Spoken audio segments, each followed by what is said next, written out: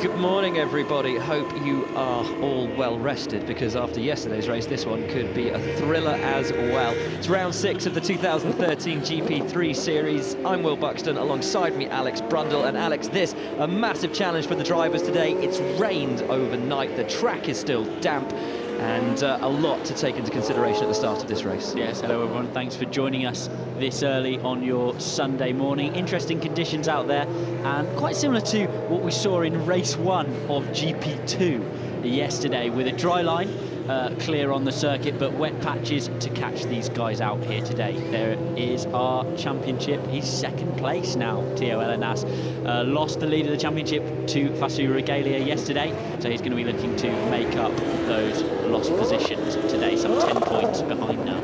It was an amazing race from Theo Elenas yesterday. Stalled on the grid, recovered, was out of the top 20 at the end of lap 1. But by the end of the race, found himself in 8th and with the reverse grid pole for today. A staggering drive from the man who has led so much of the championship.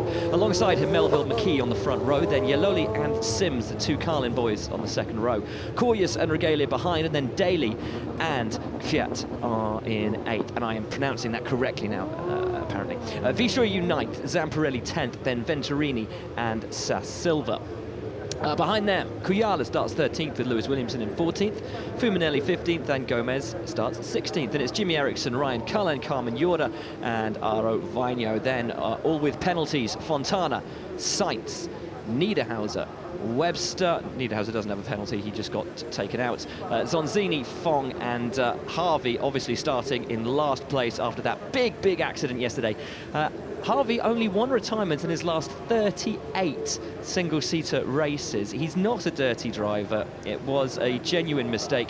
And good to see Jack yesterday over social media put his hands up, apologised both to Carlos and to his team. And Carlos very respectfully said, you know, come on, mate, no problem with that. Let's put it behind us, get on with the racing, and let's show the world what we can do. And I think a hugely mature response from both of those guys yesterday, and really great to see. Yeah, tremendously respectful reaction, real races both, and so we too will put it behind us and get on with the racing today. As you say, penalties for Harvey, taking 10 places for that event. Fong and Zonzini for various collisions in the last source. Fontana overtook under the safety car, so was given a penalty, and sits a little bit further down the grid than he might have expected. Good morning. And Nick Yaloli and Alexander Sims for Carlin starting on the second row of the grid. Super sub Alexander Sims once again showing his mettle yesterday with a great drive. Yeah, looked very much on it, didn't he, yesterday, hassling Corgus for what would have been fifth place in yesterday's race, and he looked well on top of that Carlin with a very short period of preparation. So both Carlin boys looking sharp this weekend and up the front of the grid for this reverse grid race. Always tricky on a Sunday morning in Spa. Low-lying fog around the circuit. Chance of rain looms large for all these guys during the race, and as they always say, if it's not raining at Spa, it's getting ready to rain. And certainly the track has that feel to it this morning. It's very cold, air temp down at 16, track temp at 17. It isn't raining at the moment, but you never know, it could really at any point. Here is Alex Sims then sitting on the left-hand side of the grid, and you may have noticed from an aerial shot we saw a few shots ago that the left-hand side of the grid is actually very wet in comparison to the right-hand side. All drivers on slicks, which is the correct decision this morning, but quite clearly those on the left-hand side of the grid, that's P2, P4, P6, etc., are going to be struggling from their grid positions in comparison to those on the right.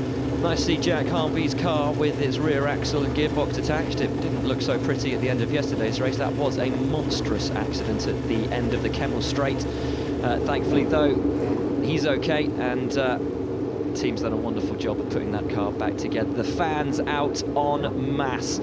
A wonderful crowd always turns up here at Spa-Francorchamps, supporting their drivers from around the world. Great to see so many Russian fans out in the grandstand yesterday supporting Fiat.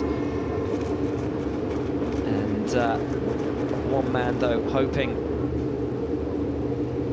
that the support will be here for him, and and pushing him on to a win to regain the championship lead will be Theo Elinas, starting from pole position. Here we go then on the formation lap. Track temps about as low as they've been in the running throughout this weekend, so expect plenty of work for these guys. Traditionally this year GP3 cars have not been bringing front tyres in particularly effectively, so expect to see these guys working really hard. And we do have, oh no, Jack's now got away of course at the back of the grid with his penalty, so taking a little bit of time to get away from the grid. These guys have to be on their pit limiters until they pass that start line. That is because people are wandering around by the side of the track. So there is a speed limit, and you do see penalties for guys who are exceeding that speed limit until they are out on the racetrack proper. And what a racetrack proper it is. Just over 7 kilometers in length, as Didier Perrin, technical director of GP2, talks to Mario Isola from Pirelli. And Pirelli, who have done what was asked of them this year in bringing a harder compound after that first race in Barcelona, it has led to difficulties in overtaking. Not so for Elinas yesterday. He was incredible with his form, and I guess lucky as well that we had so many safety cars, which allowed the field to remain relatively bunched and allowed Elinas then that opportunity to make passes on restarts and make his way up through the field. Yeah, and I was chatting to Nick Yellerly yesterday, and he seems to think that it's the aerodynamic changes to the new car which are causing their difficulties in overtaking. The old car, I remember from driving it, used to tow exceptionally well. Apparently the new car not so. Very difficult to get a draft up behind one of your opponents. If you missed the news, in the summer break, they called in a guy with a little bit of experience to test the GP3 car and give some advice on ways they could change it for next season. That driver was the 2007 Formula One. Absolutely loved it. I was speaking to Didier early this weekend, and I said, you know, how is his feedback? Are you confident in the direction you're taking with the car for next season? And I don't think I've ever seen Didier smile as much. He didn't tell me anything, but all he did, and well, he didn't need to tell me anything, his smile said it all. And yep, Kimi for sure going to have some interesting insights coming from above, as he does, rather than coming from below, as so many of the drivers who will drive this GP3 car do. For many of them, the most powerful, the most sophisticated car they will drive thus far. So it must be really interesting to come from that angle, to come from above in Formula One and then come down back into a feeder series car and give your insight into it.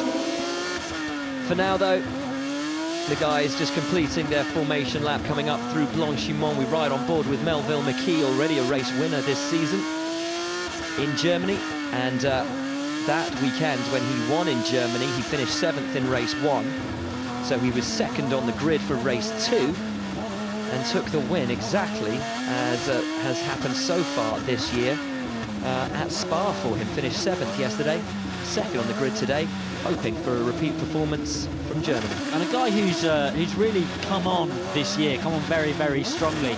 A graduate of Formula Renault Euro Cup over several years, and not a guy that I really tipped, to be honest, at the start of this season, but you know, he's put in some fantastic performances and performing well again this weekend. He's a lovely lad, just 2 years of single-seaters behind him before entering GP3, and doing a great job already. So the guys lining up on the grid. In 10th place, it's going to be Dino Zamparelli.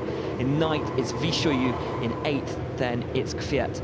Then it is Connor Daly 7th. Regalia is 6th. In 5th, it's Koyas. In the second row of the grid, all Carlin with Sims and Yeloli. On the front row, just as he was in Germany, it's Melville McKee, and starting from pole position, the man hoping to retake the championship lead today, Cyprus's Theo Elinas. As Niederhauser pulls into his grid slot, the Bamboo boys watch on for their man Melville McKee in second. On the right-hand side of your grid, the lights above the track illuminate. And at Spa for the final time in 2013, we're racing. A great start from Daly, everybody else bogging down pretty much, but a good start from Elinas as well. Daly, another lightning start, and look at Regalia on the grass, 2 wheels, and McKee, big lock-up, and hits Elinas. Oh, shocker right at the start then from McKee and Elinas. And up into the lead runs Alexander Sims. Elinas looks like he might have a little bit of damage, and we're 3, 4, 5 abreast coming down the hill into Eau Rouge on the damp part of the track. Sims already with about 8 car lengths over McKee, and Daly, what a start up into third place. Yellowly onto the back of Regalia, and Daly looking to take the advantage onto McKee immediately. Down the Kemmel Straight they run now. Sims untroubled in the lead of this race. Connor Daly on the inside of Melville McKee. McKee slightly later on the brakes, and Daly just lets him run in there. And Daly's smart to get out of that. All he was ever going to do is run into Melville McKee on the apex of Lake Coombe. The wet patch on the inside would not have allowed him the braking performance he needed to make that pass. And it's all gone wrong then for Elinas at the start, taking that contact with McKee at La Source, and our pole sitter down, and I think so far out of the top 10. But what a great start then for Alex Sims coming from the second row, and he managed to take advantage of that contact between Melville McKee and Theo Elinas to move into the lead. So it's Sims leading from McKee. Connor Daly is third, then his teammate Regalia will be so happy to see that Elinas has dropped back, and he once again sitting in the pound seat, but Yeloli looking very, very racy in the early stages. Still a couple of wet patches out there. Now, even if you have a wet patch on a straight, that's not going to affect you when you turn in to one of the corners here at Spa. You're still going to lose tyre temperature and therefore lose grip. The next couple of corners are not going to be as easy for you as perhaps you might like, as we see one of the Ardents getting a little bit wide through the exit of the Stavlo section. And that was yesterday's race winner, Daniel Kvyat. Behind him, he's got to be careful because Koyas is looking pretty racy. So too, Lewis Williamson in P8. So we complete the first lap here at Spa, and it's Alexander Sims who leads by a huge 2 clear seconds over McKee. Connor Daly is third, Regalia 4, Yellowly, Fiat, Koyas, Williamson, Vishoyu and Zamparelli. And just coming down into La Source, Niederhauser taking a look at Fuminelli, and I cannot see where Theo Elinas is. McKee doing well to regroup from that contact at the start. I think potentially slightly optimistic from him to think he could get up the inside of Theo Elinas there, but now he's managed to clear his head and start chasing back towards Alexander Sims. Running down the Kemmel Straight then, looking back from Regalia's car at Nick Yaloli, and when we get a replay of the start, we'll see just how much everybody struggled to get grip off the line then, with all of that rain having fallen overnight. But once again, the man who made a lightning start, as he has done at every race pretty much so far this season, Connor Daly just seems to have, I mean, incredible reactions. Yeah, absolutely lit off the start, and we saw a great start from him yesterday to pull him up into second place, past Sainz, who of course was on pole. Daly, who's actually picked up a penalty this year already for jump start, despite the fact that he was still in his grid box when the lights went out. Here we go then, race restart. Again. You can see McKee on that wet patch on the left-hand side, a little bit unsettled, and he knows he's had a bad start, moves across to the inside to cover, sees a gap on the inside of Elinas, but Elinas was always going to migrate to the inside curb. Contact between those two. McKee then does a reasonable job of recovery over those outside curbs. Whether he will be deemed to have gained advantage by doing so is a steward's call. And a pretty risky re-entry to the track as well from McKee. Big lock up here, boom, into Elinas. We watch as McKee comes back onto the track. Look at all those guys around him, and he just swipes straight back on. This was quite an incredible run down the hill as well, wasn't it? McKee with the 2 ART cars behind, and that was Yeloli getting past Koyas. Very bold from Yeloli, who almost got past Regalia at the same time. Now on board with McKee. Here's McKee. You can see he's not got off the line so well. You can see him looking on his mirror into the inside. He can see that gap. It's so tempting to go up the inside. And Elinas did a really good job to actually accommodate that, because that could have been a much bigger impact than it was. Here's Regalia off the line.